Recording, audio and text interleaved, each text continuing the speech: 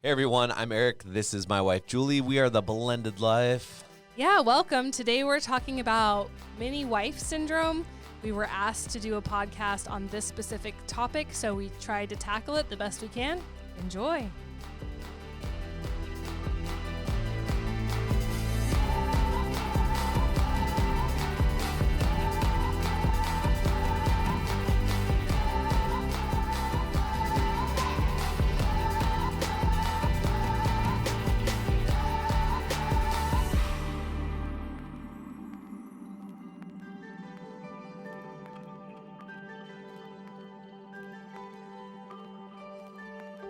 Hey there. So, we're just going to start talking about these mini wives, huh?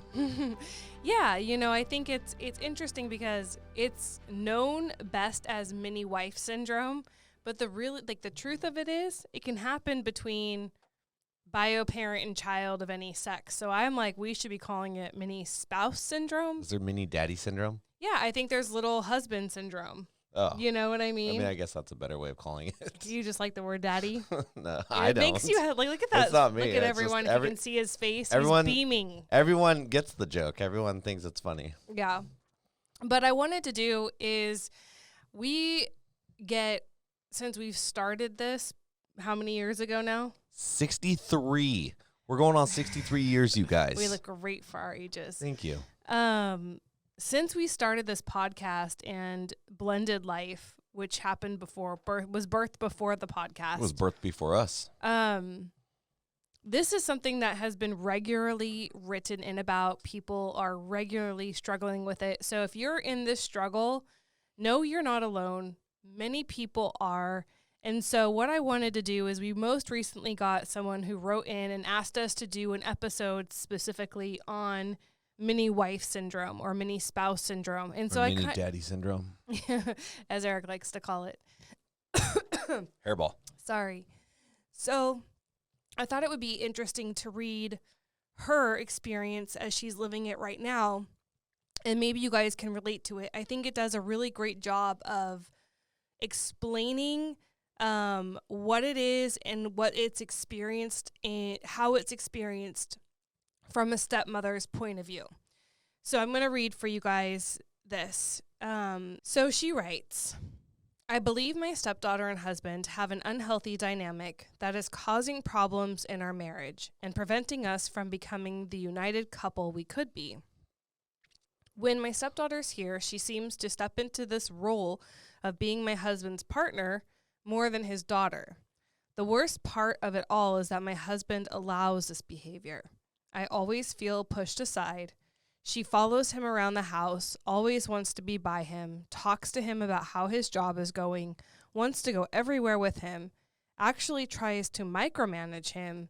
She behaves as if she's jealous at any time that he shows me attention or even talks to me. She's constantly interrupting our conversations.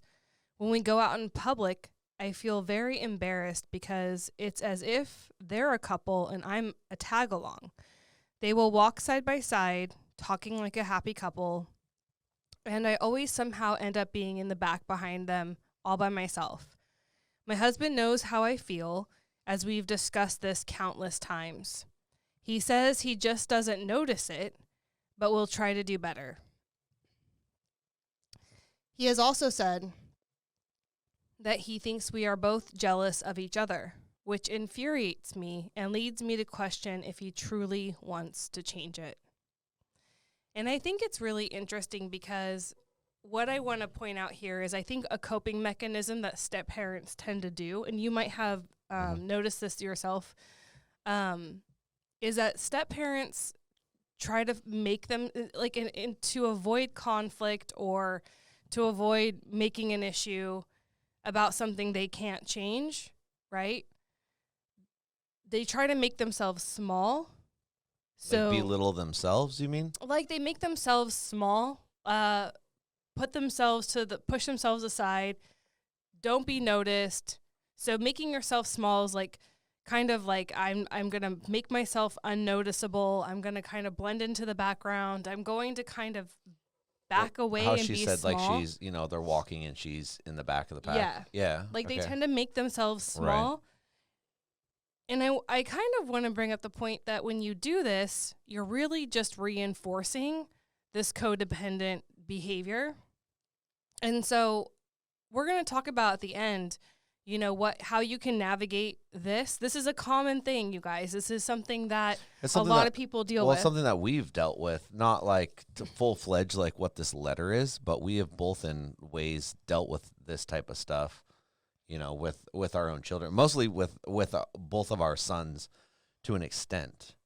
There's times where anyways, it's something that we have felt and dealt with, so we can reason with this a little bit. This is like a more extreme case, but not so far-fetched. It's something that a lot of listeners right now are probably like, yeah, I totally understand this. I totally get this. Yeah, on some level, right? Like there's a spectrum. You could be dealing with this on a very small level, but then you could be dealing with this where we've had people write in where teenagers still want to come sleep with mom or dad. Right. Yeah, there was one. Remember? A couple months ago, 14 or something like that? Yeah, and so there's a spectrum, and everyone's story is going to look different. And so what I want to kind of talk about is I went and researched, as I do most of our topics, to try to get a better understanding of the right words to say or how we can define things. And so what I found when I was researching is that mini wife syndrome or from here on out, I'm calling it mini spouse syndrome. Non-binary. Well, it could go both ways. It could be mini husband syndrome, like when I've dealt with this with you and your son on a small I think both of our sons, it would have to be mini husband syndrome, right? Because we're not dealing with a daughter. Yeah, but yours would be more like mini husband syndromes. Mine would be like more like mini life partner syndrome. Okay. That's so silly. Okay, from here on out, we're calling it mini spouse syndrome. You call it what you want it. This is America. Okay. And so it was kind of jarring when I got the definition because it's like Did it's it have a picture to go along with it? No, but Come listen, on. Here we go. Emotional incest. Sexy. Isn't that? It's like that's a jarring. So here's what I got. Emotional incest, where a parent seeks emotional support through their child that should be sought through an adult relationship. And I got this from goodtherapy.org is the source of the definition. And it's interesting because I think that it should put the burden on the parent because the parent is the leader. Well, but it's where the parent, so the parent is getting their emotional needs essentially met by their children, where in the emotional needs, we all kind of do that as parents. I think we want love and affection from our children. Like we have emotional needs from kids, but it's the inappropriate emotional needs that you should be seeking from a spouse instead of a child. Well, I'm looking up incest. Incestuous is what comes up. Involving or guilt of incest, the child of an incestuous relationship, of human relations generally, excessively close and resistant to outside influence. So a lot of people hear incest and like they immediately think of it as a sexual relationship, brother and sister, mom and dad. Alabama. Incest is bad, okay? But you know what I mean? We love Alabama. Also, I've never been to Alabama. I've been everywhere. I don't think I've been to Alabama. We should go. I can't judge. But it's something that when you say incest, that's why I immediately started looking it up because I'm like, wait a second. We've all dealt with this a little bit. Maybe not all of us, but we've dealt with this. It was in 100% non-sexual manner whatsoever. You as well. I've never thought of it like this. In this story that we're reading right now, or this write-in, does not sound sexual. It doesn't sound like an incestuous relationship. It's an emotion, but that's why it's the emotion. So you guys, the whole reason I'm even talking about this is because when you hear incest or incestuous, it does not mean sexual. It could go there, right? But that is not what the definition is. No, we're just talking about the emotional piece, getting your emotional needs. I think people will more likely understand emotional needs, getting those met through your parent-child relationship instead of having an appropriate adult relationship that can meet those needs. And so that's kind of what we're talking about with mini spouse syndrome. So you can understand that if you are married or sharing a life with another adult and you're getting your emotional needs met by your child, it kind of puts your spouse or your partner out of orbit a little bit. What if your child's an adult also and still living in the house? What if it's an adult child? It's every step parent's fear. It's every parent's fear. Is I don't know it? about I don't know. step-parent. I think that Parents in general. here's what I want to say about this is I think that a lot of bio parents who allow this relationship to exist between themselves and their child benefit from it to the point where they don't really want it to change. Here's what I mean. I mean that they get to be the hero, they get to be the rescuer. It would feel really nice to have someone look up to you in such a way that they want to know about your life and they care so much about you and they just want to be in every facet of that you know, physical presence, emotional presence. Like, it must feed your ego to have a child who is that invested in you. It must feel really good. Do you know what I'm trying to say? You get a payoff from allowing this behavior as a parent. Do you get kind of what I'm going with that? I'm going to need to get a mini wife. I'm not even going to say my response to that. So I think that it's allowed because it feels good. It feeds ego. And so she's right in the sense of, like, here's what you need to know. If the parent doesn't want it to change because they like it or it's fulfilling a need, or it's just a habit. It could just be a habit. It could be something that has happened for so long that it's just a way of life now.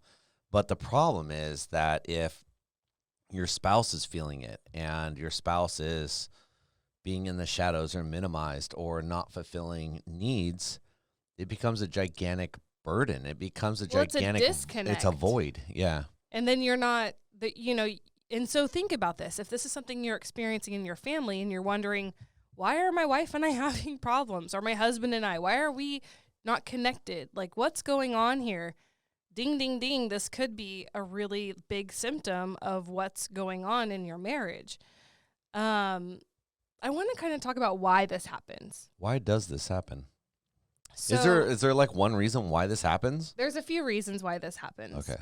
Most often, it's out of guilt because of the child or the parent. Okay. The parent feels guilty for their child having a divorce situation, or they feel guilty that they broke up their family, or they feel guilty that guilt drives this codependency.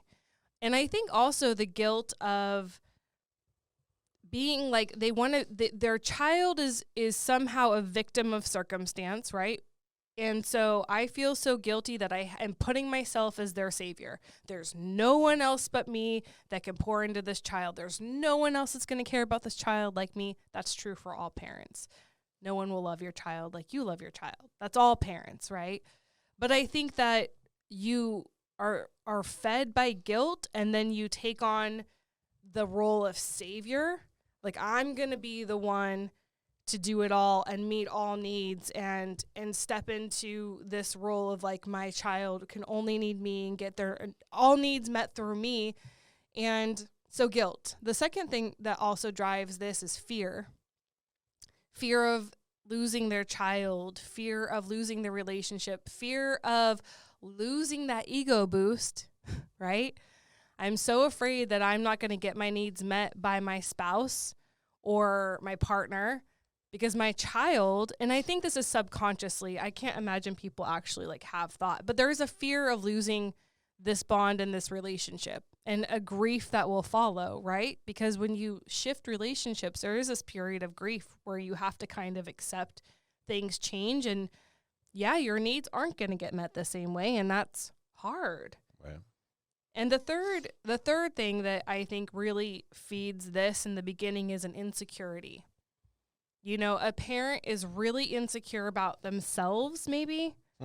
You know, they're insecure about their parenting, or they're insecure about how their children are going to perceive them, or they're insecure about something that's going on in their world that makes them look to the child to fill that, like, make me feel secure, make me feel good, make me feel like it's all going to be okay. And that's a really heavy burden to put on anyone, but a kid especially. There's got to be more, though, because as, like, you're going through this, I'm like, my son and I are extremely close, and it's caused a little bit of rift in our relationship because of that closeness, you know, and what good friends and buddies and, you know, parents, parent-son relationship we have. One of the things for me is we have a lot of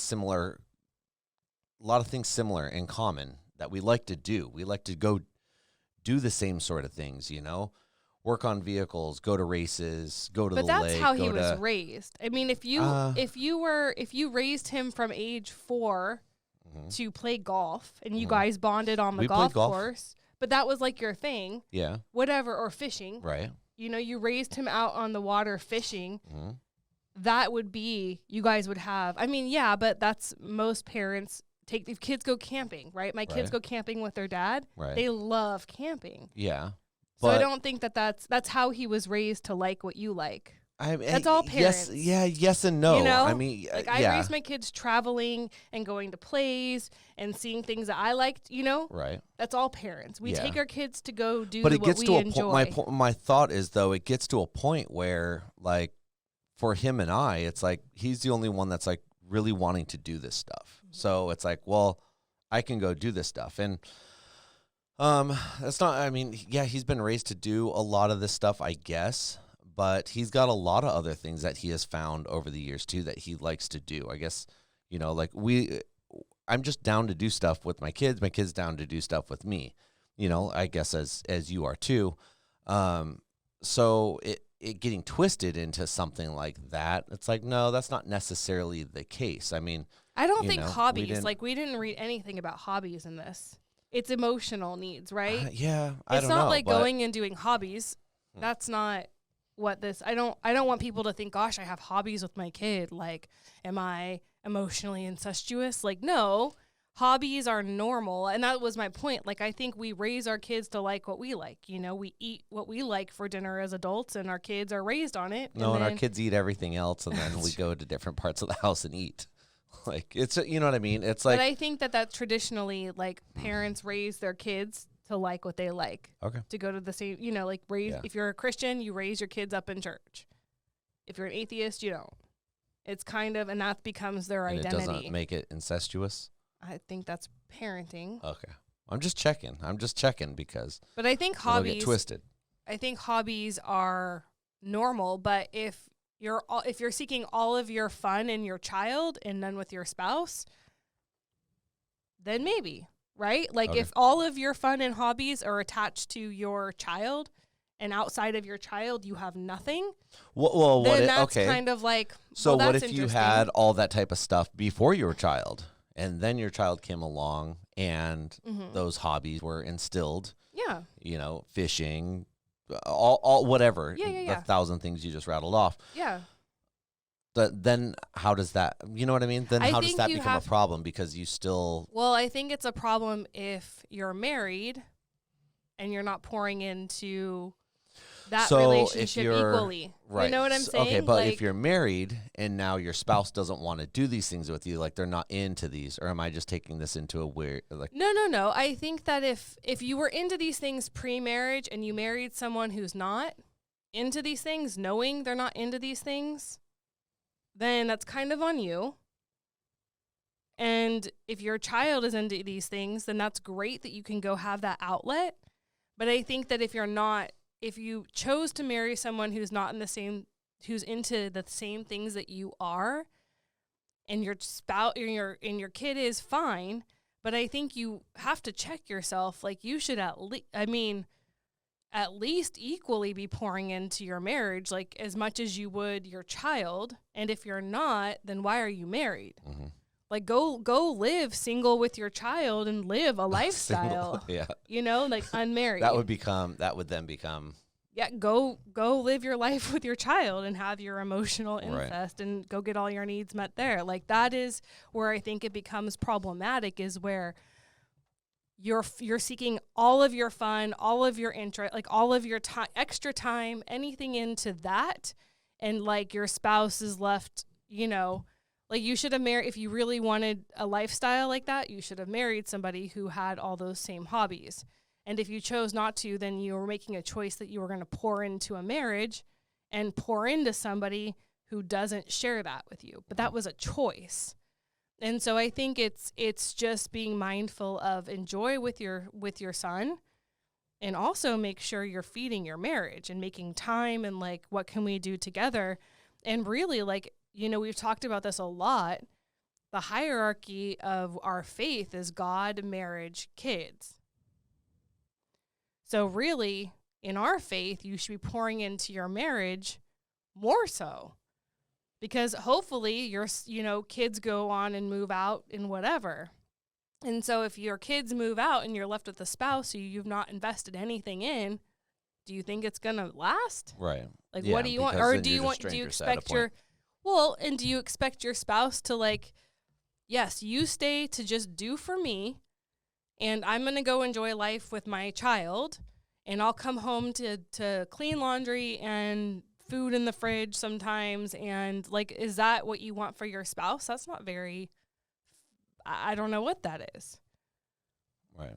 So I think that's like kind of, but I think you should be able to enjoy hobbies with your kids. I think you should be able to go on trips with your kids.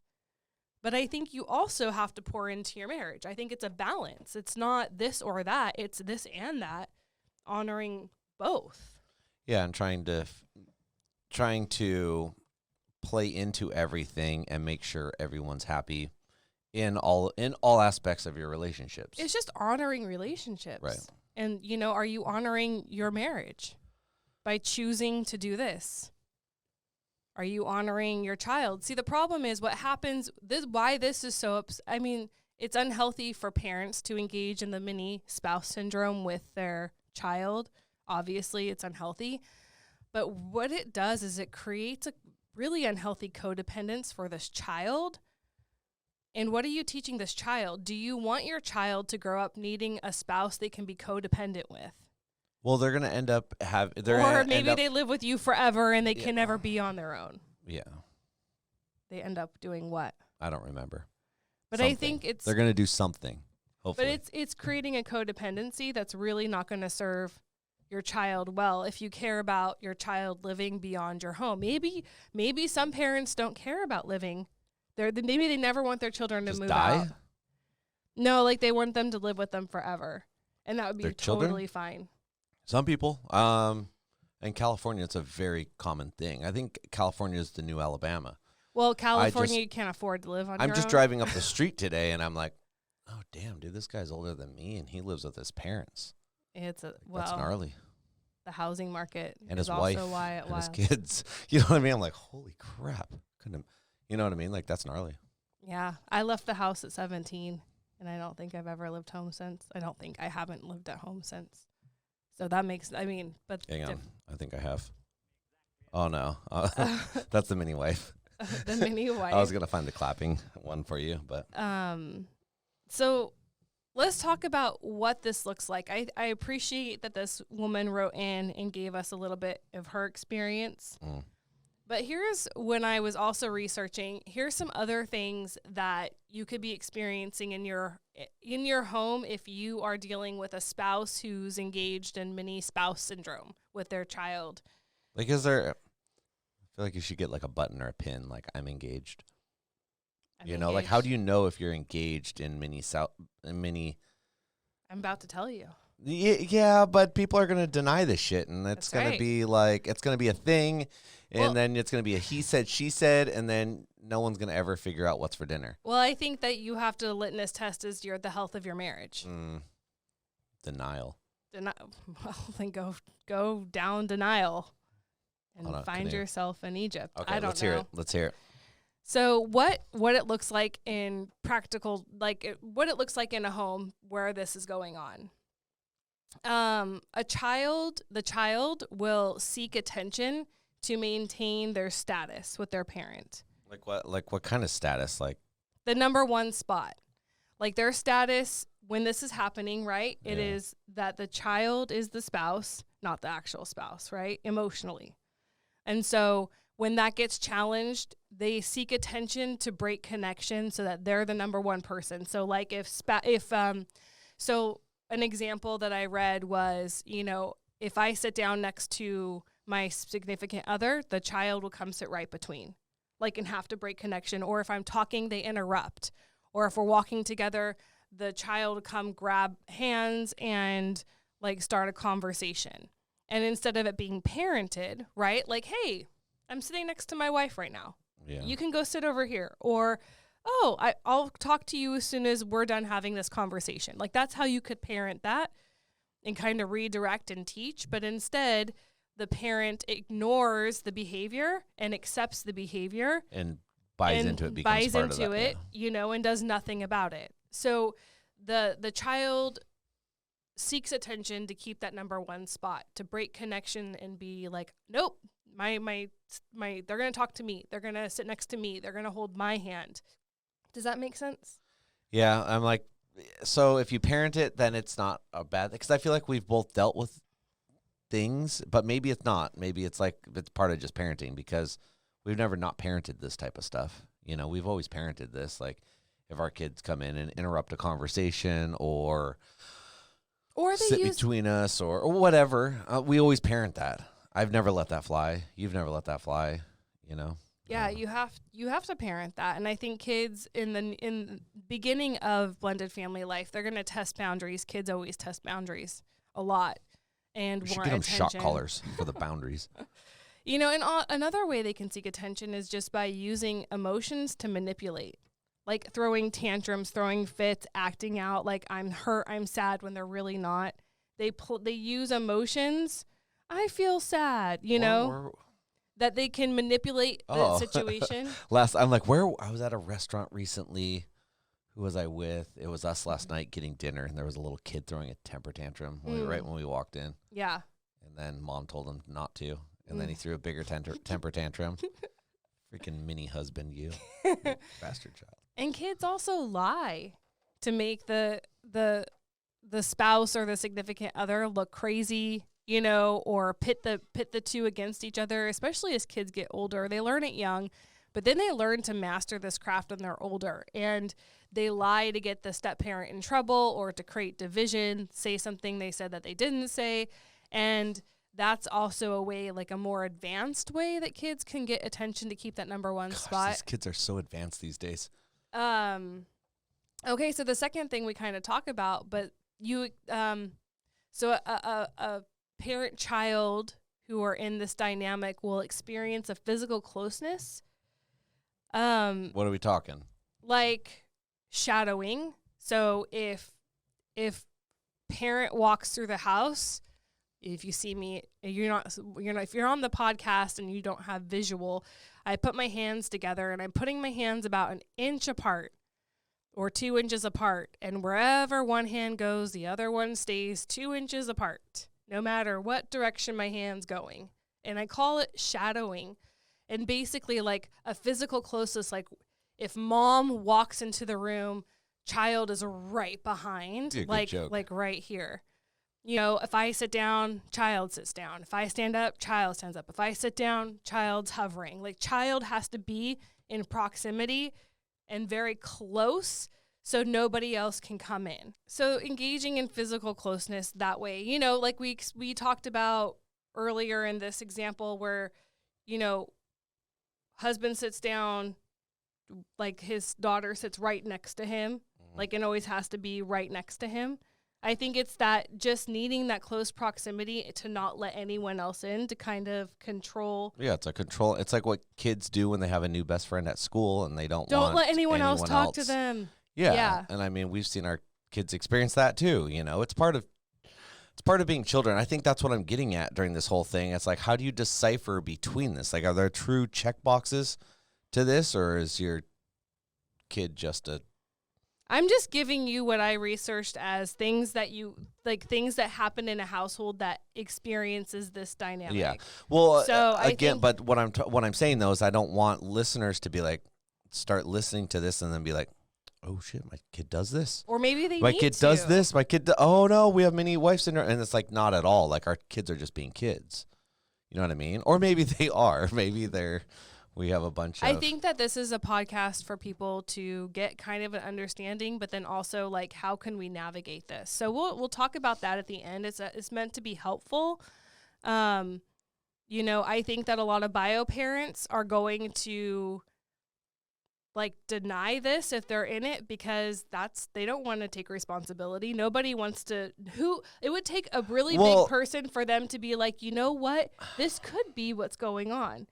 Like that would take a really big person to like, maybe I should consider if this is I don't think a lot of people will do that. I don't know. I think a lot of people are going to judge a lot of people, and a lot of people point fingers to a lot of people, because I've heard this about like not even our family. I've heard people say this about other families, and I'm like, what are you talking about? Like recently, there's Really? a family. Yep, there's a family that I know that a kid was basically, and it was kind of a joking manner, but it was because of this, and I'm like, what are you talking about? Like, that kid is just close to their parents. Like, they love one another.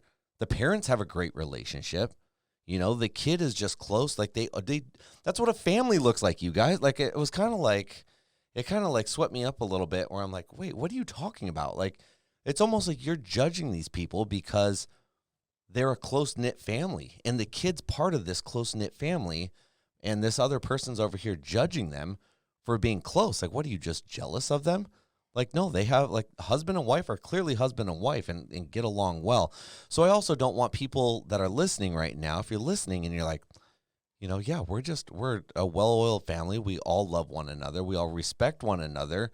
Well, then I think you don't have a problem. No, but now people are, like, also going to start judging people and be like, oh, I heard about this. And so I would hope not. I would hope that people would understand that this is if, like your example was husband and wife are clearly husband and wife, you know, and it's a well-oiled machine like of a family.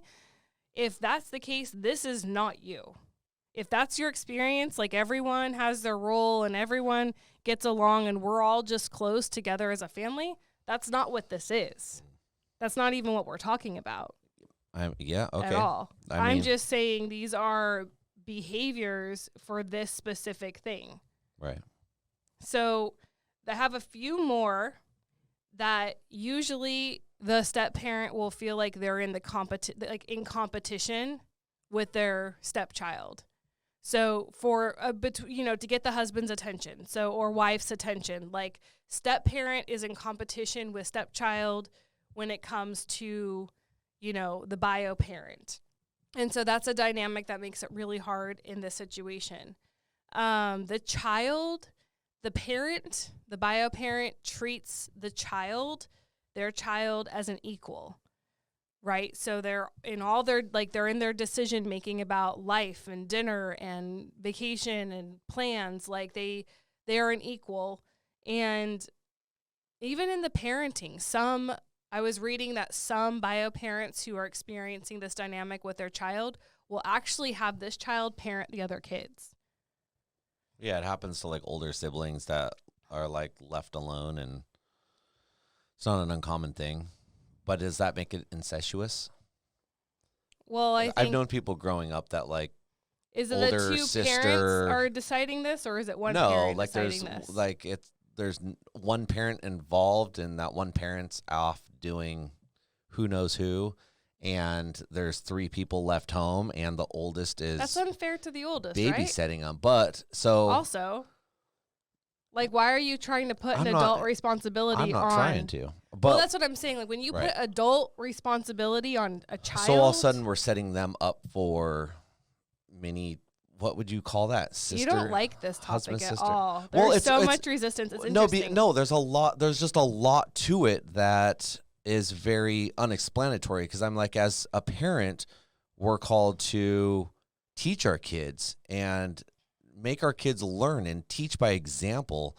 And there's so many gray areas within it that creates a label. And I don't really give a shit about labels to begin with. Like, I'm like, you call me a him or her, a non-binary, whatever. There's too many things going these days that like people are too afraid of labels, but it puts a label on something that like it's pinpointed. I'm like, is this a true like a disease? Is it a what do you call it? Like, I guess I'm confused about what it is. And like, for example, like we hear our listener, we hear what's written in. There's clearly an issue there, right, that has a label.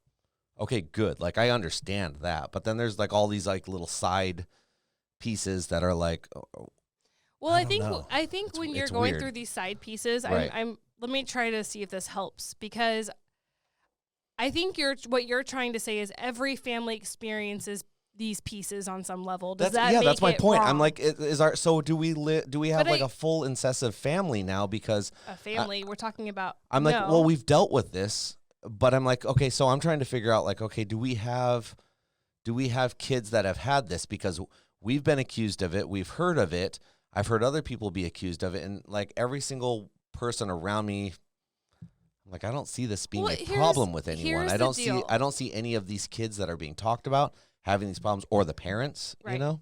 Well, all families have weirdness. I don't care if you're blended or natural. Like, Right. all families have weirdness. All families have unhealthy dynamics in them.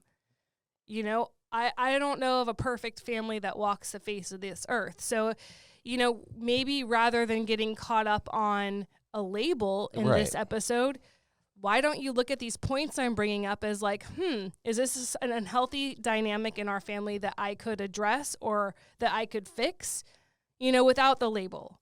Like, you know, it's unhealthy to have in physical closeness that your spouse has like no place in that. That's unhealthy. Like, why would you want that for your child or your marriage? So if you're experiencing that and you haven't ever dealt with it, deal with it. If you're treating your child like an equal, that's not healthy. Deal with it. So that's one point of it, though. Yeah. I think my issue with this is trying to come up with a label. Again, like, I don't care about labels, but that's what this turns it into. Well, this is rather than trying to figure out like, yes, we have this, or no, we don't have this. How about we take this piece for piece, and if it becomes something that is an issue, Yeah. the following around the house, that's an issue. Deal with the issue. The coming between us, sitting on the couch, that's one issue. Deal with the issue. Right. Rather than Okay, who you gives don't. a shit what this it, was what it just is. something we were asked to talk about. Yeah, I think it's too big of a topic for someone like us who isn't like. I feel like this needs a therapist. This is not Yes. something I am qualified to deal with. You as a health and life coach, like, you can come to you about this and be like, hey, I need help how to deal with this. Mhm. You're not going to be able to help the person how to deal with the child on this. You're going to help the person figure out how to deal with themselves on this. How do I fix this situation? Yeah. What does this look like? When the kid comes and sits between us on the couch, how am I going to deal with this? Because I'm not going to fix that kid sitting between us on the couch. But as parents, we need to deal with this piece by piece by piece. Right. And not as a whole. Like, try to figure out, like, you guys stop trying to figure out if you got mini wife syndrome. If your kid comes and sits between you and your spouse on the couch, then knock them upside the head, tell them to go sit somewhere else. Well, don't really knock them upside the head. No, knock them upside the head. But With a really soft sock. yeah, so I think you're getting stuck on the actual label. But the general thing is that maybe the truth is that there's a spectrum of this, and we all fall somewhere on the spectrum as like parents and step parents. Like, you know, you fall somewhere where you might see parts of this come up in your family. Does it mean it's bad and wrong, like you're doomed? No.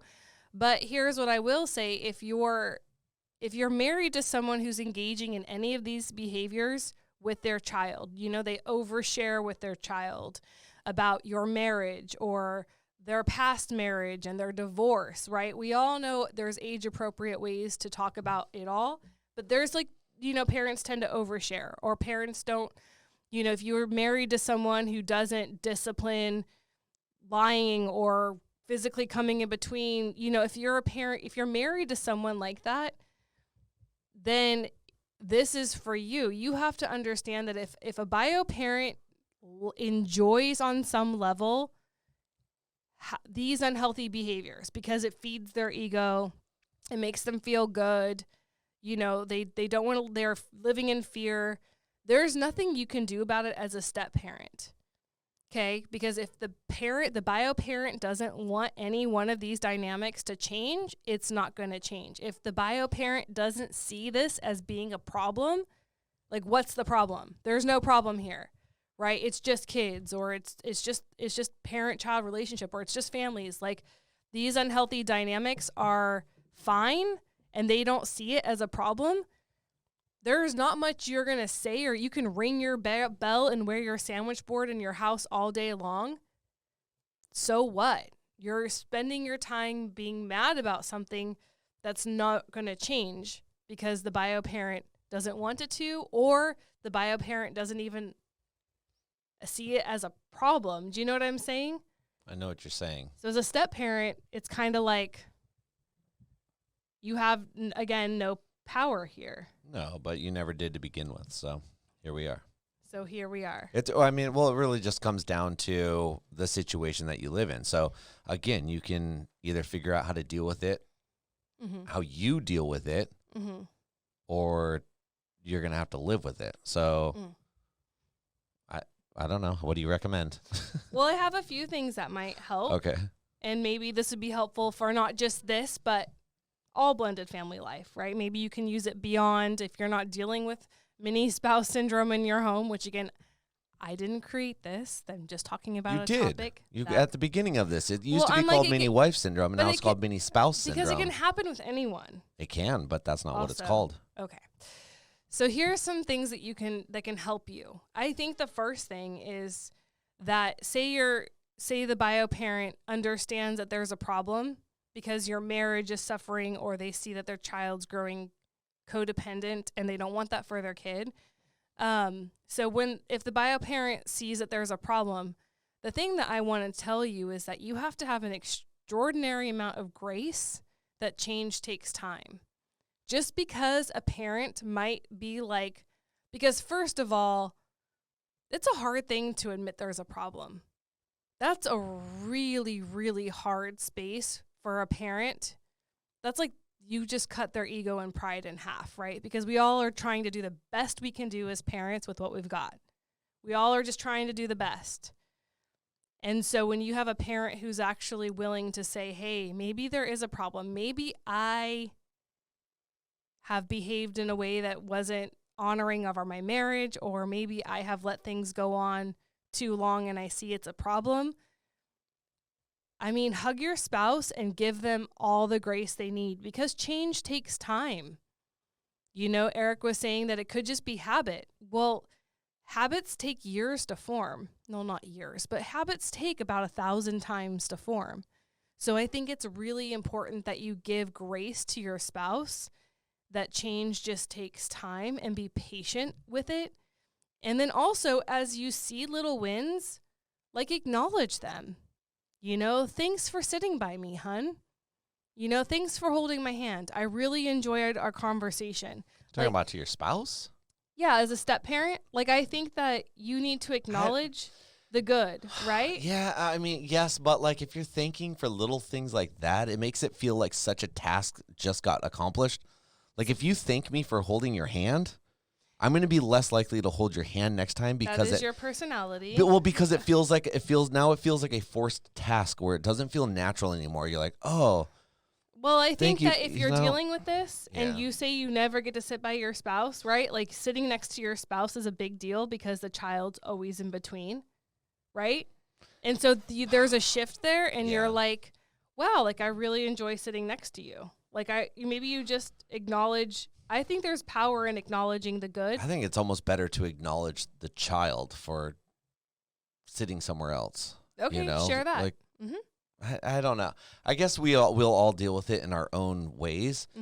But yeah, I don't know. It feels like I'm getting a gold star for holding your hand, or I'm getting a gold star for sitting next to you on the couch. And I'm kind of like, gold stars were in elementary school, and we're way past that. So what would work for you? I don't know. It's like, Nothing. I don't think anything. I think just the task of making it happen, and the task of just being there. I don't necessarily think that this needs to be a reward system type of thing, you know, or like a I don't. Maybe some people need that. It's not me though. Positive affirmation's a real thing. I mean, for some people, you. For the 2 people out there who like positive affirmation. Yeah, just maybe this it's me. whole love It just language, feels it feels very patronizing, like you're patting me on the head for sitting next to you. You're patting me on the head for holding your hand. You know, it's not. Let's look at the other side of that though. It's because should I be bitching you out every time? I don't think that either. You take right. No, so I we think, just make ourselves small and say nothing. We don't point anything out. And we don't I think you deal do with. anything I good. think you deal with the situation. You deal with the problem, and as it gets going, like that problem shouldn't exist anyways. So if the problem doesn't exist, you know, like I don't know. Every time I go pee in the toilet these days, like my mommy doesn't come run to the house and like tell me like good job peeing in the toilet. So you know what I mean? That's so maybe an extreme. But you know what I mean? Like it's one of those things like as adults, like if we get things under control and things are going good, like yeah, maybe we talk about it later, but I don't want you to hold my hand and then be like, "Oh, thanks for holding my hand." You know, maybe mention it later at night, you know, or the next day, you know, "Hey, it was really nice sitting next to you the other day and holding my hand." No, you're making it sound like in the moment, like, "Thanks for holding my hand," you know, like not turning it into like a very pointed thing. Like, "Hey, it was a nice, like, you know, this is a good thing." But I think when you just pin a gold star on someone, like immediately when something happens, it doesn't feel right, you know? Okay. Noted. If you're a step parent dealing with this kind of these behaviors in your home, I would say, and you're feeling like you're in competition with your stepchild, take yourself out of competition. Like, don't be in competition with your stepchild because it feeds the fire and it makes you feel really bad, and that's your choice. You know, why are you engaging in any kind of situation where you're in competition with a child? You know, I would say take yourself out of that. And because it's not going to change anything. You fighting for attention with your stepchild or you engaging, it's like icky. Like that just perpetuates the problem and creates tension and probably makes your spouse feel a whole lot worse because now he has to choose or she has to choose between you two. And I just think it's very childish. So I don't think you should, if you're feeling like that, you need to look at what you can do to remove yourself from said competition. Would you agree with that? Or give them a gold star, pin it on them. What would you say to step parents who feel like they're competing with their stepchild for their spouse's attention? It shouldn't be a competition of any sort. Like, I think that if you're the parent, like, step up, like, know your role and step up. Some parents won't. Well, then that's on them. Like, if you know, some people won't drive a car either, but doesn't mean that we should feel bad for them and, you know, take them everywhere that they need to go. Like, if you're an adult that's able to drive a car and you're not willing to, like, all right, well, sorry, you're going to have to ride a bus or walk or, you know what I mean? Like, I know these are extremes. They might feel extremes, but at some point, like, we need to be. But what do you have to say to the step parents who are in this situation? Do they divorce their spouse? No, How do they deal with it? I think you need to step up and be the step parent who pulls control. You need control. You need to get control of your own situation. If you can't get control of your own situation, then you have no room to bitch. That's my point. If you aren't willing to drive a car, but you're going to complain that you can't go anywhere, but you're not willing to drive a car, and I'm not saying because you can't get a car. If you have a car and you're unwilling and you're unwilling to get in, you have a driver's license, you have everything it takes to drive a car, but you're not willing to get in and drive that car. Well, but that works. And so if you have a bio parent, if you're married to a parent who will allow you to drive the car, but some bio parents hide the keys. You know what I'm trying to say? Like, there's some bio parents who you need to don't figure want out that. No, you need to figure out how to work through it. You need to learn how to take control of your own situation. Mm-hmm. And maybe again, shameless plug, maybe this is something that if you're this stuck in something like this, they need to get a hold of someone like you who can help gain control of their reality, their situation. Mm-hmm. If I am a step parent and I can't feel like an equal to my spouse in my household, it's either a block because they won't give me the keys, they hide the keys from me, or it's a block because I won't get there. And if it's a block because they won't give you the keys and that's how life's going to be, I want to keep families together, but maybe this isn't the family to keep together. Maybe you aren't going to get anywhere in life. You're going to. Because if the parent doesn't want to change, they're not going to change. They're never going to change. That's right. And so you're going to just live a crappy life for the rest of all the time. Right. So first things first, you figure out how to get a hold of your situation, your control, your reality. Mm-hmm. What's this look like? Here's my game plan. I'm going to go through this, and I'm going to do this step by step.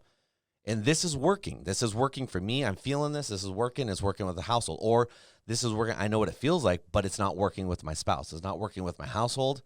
Now I need to figure out a plan B because this just isn't working. I either am going to live like this the rest of my life, or I'm going to find a different way. You need to figure out what you're going to do. But you can't just live in this little gray area of limbo, not feeling good about this, not having an equal partnership and always feeling depressed and on the sidelines. You need to figure out what you're going to do. Yeah. So that's my, I mean, yes, it's a bit harsh. It might be a bit extreme. No, but that's what I was saying at the beginning. Like, if you choose to make yourself small, then that is your choice. That's your choice. And also, it's not sustainable because there's, we all have needs that we need to have met in marriage. And if you aren't able to get your needs met in your marriage, you will get your needs met elsewhere. Now, maybe that isn't an affair, but maybe that is, your friends become your spouse. Like a lot of girlfriends will just go and they bitch and they girls weekends and they're looking for their fun elsewhere. You know what I'm trying to say? I haven't had a girls weekend in a long time. But I just think that you have to beware of making yourself small or hiding in the background. And I get it. We don't like conflict, and so we avoid it. But it will rear its ugly head. Some people get addictions. We drink at night because we need to escape the reality of our situation. Or we, we are engaged. We shop all the time because spending money makes us feel like we can have control over something we have no control over. We start gambling. We start unhealthy behaviors or even suicide. You hate your life so much. You see no value in your life. You feel like no one sees your value. And so you go deep diving in a dark depression and you start having suicidal ideologies because you're just like, my spouse doesn't see me. I'm small. And, it's a very dangerous place for a lot more reasons than just having an affair, which is an awful thing. But I think that people think that that's what's going to happen, and they don't really give credence to all the things that could happen from not speaking your truth and not owning your stuff. And how empowering is it to do what Eric is suggesting of, like, how do you get the control back when you can't control anything? You can do that. It's a thing. It's a thing. Step-parents, don't fuel your stepchild's fire, right? Just because they're engaging in destructive behavior doesn't mean that you have to join in. So what I mean is that you can redirect, right? Redirect things. That's how you control a situation. You don't have to. Some parents don't want their spouse to discipline their stepchild, right? That's a very common thing. So if that's not your thing, but you can redirect by giving your attention elsewhere, redirecting the conversation. You can remove yourself energetically from a situation without getting upset. Because you getting upset. Yeah, you hate that I do it, but like I use humor. Like I'll call kids out. I use humor and like call it out. Use humor for everything. I use humor for a lot of things, Yeah. but it's a good way to make your kid not want to go, or stepkid not want to go commit suicide. But you're calling them out, and you're like, "Hey, look, you're being an asshole right now, and you need to hear this."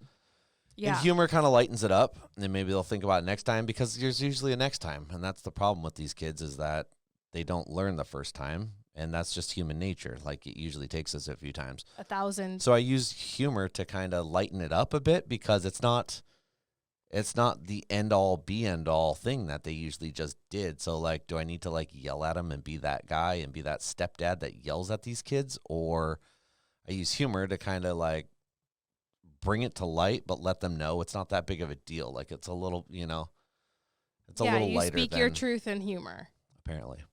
Isn't that what you're saying? Like, you say what needs to be said. That's your truth. Like, this is what I want you to get across. This is what I want you to hear. But I'm going to put humor so that it softens it a little bit. Is that kind of what you're saying? Yeah, so that way the kids are like not running to their rooms crying, like, Mm. it just is what it is. Yeah. And so what I say to step parents too is you have to keep your in control of yourself, because the minute your stepchild knows they've gotten to you, you get upset. You feel bad, you're upset, you withdraw, you make yourself small. The minute they see that their manipulation has altered how you show up, they've won. And now you've just reinforced that behavior, because they know to get more of you making yourself small, they only need to act out like this, and then they get their parent all to themselves, and that just reinforces that behavior and, again, makes you powerless and disempowers you. You know what I'm trying to say? Yeah? Okay. Yep. I think that you have to have open communication with your spouse, and I would tell you to come at it like this. Instead of attacking your spouse and telling your spouse what they're doing wrong, right? If you come at your spouse and like, you have mini wife syndrome with your child, and these are all the things you're doing wrong, like, your spouse isn't going to hear you. Their defenses are going to go up. They're going to hear done. you, but they're just going to be pissed. They're just going to be done. They're not going to listen. Yeah. But I think that if you come at it from your spouse with like how it affects you, like, it makes me feel bad that I can never sit by you on the couch. I don't like it. I don't like that I can't sit next to you on the couch. You're not attacking your spouse. You're bringing an issue that you're having up to your spouse. And I think it's received a lot differently than if you were to come at it like, why don't you ever stop your child from sitting next to us? Why don't you ever sit next to me? Instead of like coming at it from a place of attack. That immediately puts them on the defensive. Yeah, they're not going to hear you. And they're going to be thinking of ways to like defend themselves, instead of like even seeing that the real issue is that you have a problem without being able to sit next to your spouse. Is that making sense to how you can come at it in a way that makes sense? Non-attacking. You talk about yourself, not your spouse. Well, yeah, but when you put someone on the defensive right away and you're asking, why don't you, or how come, you're asking a question that in theory you want answered. And you want answers from. And when you come at someone that quickly, usually they don't have the answers. They haven't had time to think about this. They are still processing what is going on. Yeah.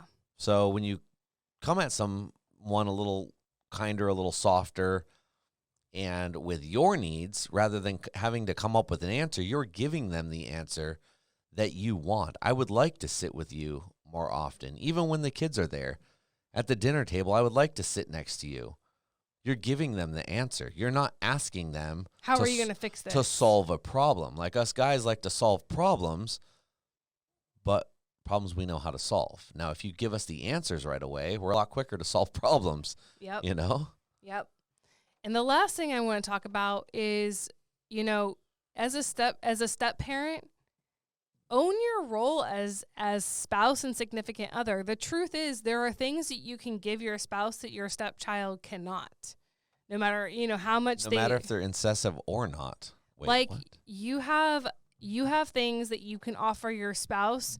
Even your wisdom is far more advanced than your stepchild's, Or it should be. Even your perspective, like, you have a lot to offer, and yes, in the sheets, but I'm talking about even just who you are as a person is far more advanced. And so own that. Don't make yourself small. Lean into what you can offer your spouse that your stepchild can't, and walk in that power. And I think that, over time, that'll make a difference too. For the bio parents, if you're struggling with this and you know it, you need to start setting boundaries. And the longer and this is true with any bad behavior that your kids have. If your child is allowed 17 years of bad behavior, and then the last year of their life, you're like, oh, the last year we're flipping the switch, that's really hard. So the earlier that you can start setting boundaries in your children's lives and stop putting it off or explaining it away or ignoring it and hoping it'll just happen on its own, that they grow out of it, Start setting boundaries. That's how you shift this. If you see there's a problem, you have to be the one to set boundaries and have consequences. And that's what you need to do. Yeah.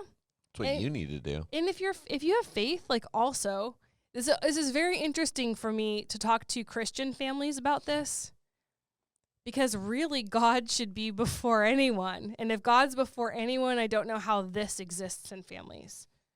Do you know what I'm trying to say? There's a lot of stuff that gets confused there too. A lot of people are like, oh, put God first, and then all of a sudden that becomes church first, or put God first and that becomes, Bible study or youth group first. God first doesn't have to mean putting your spouse off or putting your spouse last or putting your spouse to the side.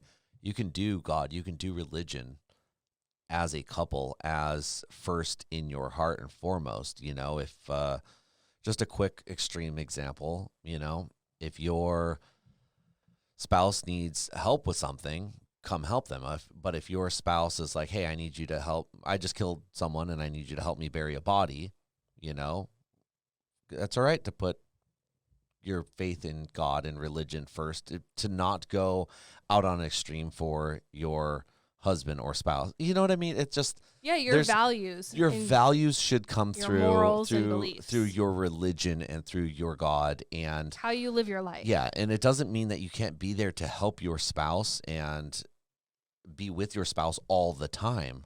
A lot of people, I think, get that confused, and interesting. Religion becomes bigger than your spouse. Not God, not the institution. The business of church becomes their God, actually. Where it's like, wait, that's not actually what we're called to. So if that's you and you're thinking about this and this is something that you're like, man, I'm trying to put God first, and all of a sudden, like you just said, you're putting the institution, you're putting the business, you're putting everything else into your church life, your church family, your pastor and their you know what I mean? The needs of the people in your community. Well, that's God's work. That's not actually God. Right. And I think that so beautifully put. And the distinction is like putting God first means your relationship with God, which is not, it could be part of church, but your relationship with God is in every day and every minute and every second of your life. Yeah. And so when you're living for God, it's more like your relationship with God. That's what comes to mind. Like the teachings of the Bible and how to treat others and how to do relationships and how to live your life pleasing to God is actually all about love. It doesn't say that you stand in a building 7 days a week and do this. We're called to be a community, but it's more about how we love God and love people, which is outside of the church. Right? It can be anywhere. So that is what it can be other countries, means to love God first. It can be other states, it can be other towns. It can be on vacation with your spouse, and it informs you how to live life. That's it. That is pleasing to God anyway. And your mini spouse. But I just don't, I never comprehended how you truly put God first and you experience this in your family. I don't think because God wouldn't, this isn't parenting, biblical parenting looks nothing like this. Right. But we all are subject to like guilt and fear, right? We go back to why do we parent the way we do if it's unhealthy? Well, it's probably from fear and guilt and shame and insecurity, a situation. But that's not putting God first. That is you bending to fear and pain and insecurity and your situation. You're bending to your circumstance over parenting righteously as God would have you do. And that's kind of what you need to look at too. And we're human. We all make mistakes. And I've bent to fear so many times in my parenting. I've let fear of my kids not wanting to live with me make me parent in ways that probably were like too lenient. You know what I'm trying to say? I wasn't going to say nothing. But, like I can look back, like as I grow in my relationship with God, I'm able to reflect back on how I let other things lead me and guide me. And it was really sad that I wasted so much time letting fear lead or insecurity lead or circumstance lead. And, our kids are the ones that miss out on having a godly parent, which would be the best for them. Does that make sense? Makes sense. Okay. Well, that's all I got. Is it? You did not like That this. is This is all of it? interesting. This is a It's hard just- episode for you, which is And that's not for me. It's a sometimes- hard episode because there's just so much involved, and I don't Mm-hmm. want to be the guy that comes here like, these are the facts and this is what it is, and it's just there's too much involved in this that I see holes in areas, and there's just a lot of gray area. yeah. and And I it's a think that, spectrum, like I said think. earlier, I think that we need to attack it piece by piece by piece, By behavior. rather than like, oh no, it's a broken leg, fix it and we're good. Like, no, this is like, this can be any number of things. So Okay. There you have it. if you guys enjoyed this, most of you probably didn't enjoy this. How sad. Well, it's just there's a lot to unravel in it. It's not. It's a hard topic. It's a hard topic, and all of for us sure. and all of us feel a little part of it. And I think that at the end of the day, most of this is just parenting. Most of us are going to experience some parts of what we talked about Exactly right. throughout this. So don't get down on yourself. Just figure out what can I do to make this better. Becoming heard now at gmail.com. Julie will get you dialed in. Just a second. story. There'll be a commercial. Thanks, you guys. Thank you guys for being with us. We'll see you next time. Bye. Bye.